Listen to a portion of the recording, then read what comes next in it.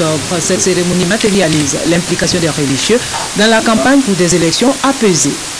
Nous sommes convaincus que malgré l'action de l'homme qui consiste à lever les obstacles, à lever les contraintes techniques, nous sommes convaincus que si l'autre aspect divin dont vous êtes les serviteurs ou les animateurs, si vous ne vous impliquez pas,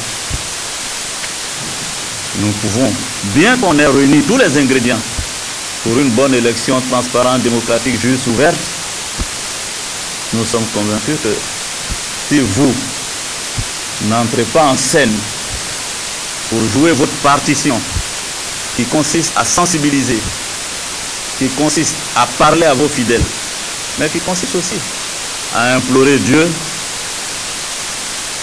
on peut avoir quelque chose. C'est pourquoi j'ai pensé qu'il était de devoir de demander que les chefs religieux s'impliquent. Après 10 ans de crise, nous avons une occasion de faire une bonne élection. Nous n'avons pas le droit de négliger ou de rater même la moindre possibilité de réussir cette élection.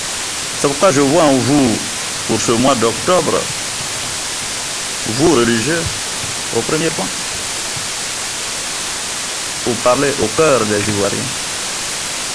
Les religieux se sont retrouvés ensuite pour déterminer les modalités pratiques de leur implication dans la campagne de sensibilisation pour des élections apaisées. En vain peinent les maçons si le Seigneur lui-même ne bâtit la maison. Je crois que le gouvernement, par le Premier ministre et tous les hommes politiques ont compris qu'à ce stade du processus, et depuis même le début, eh bien, il faut compter avec Dieu. Tous les efforts que les hommes peuvent faire, ils les ont faits.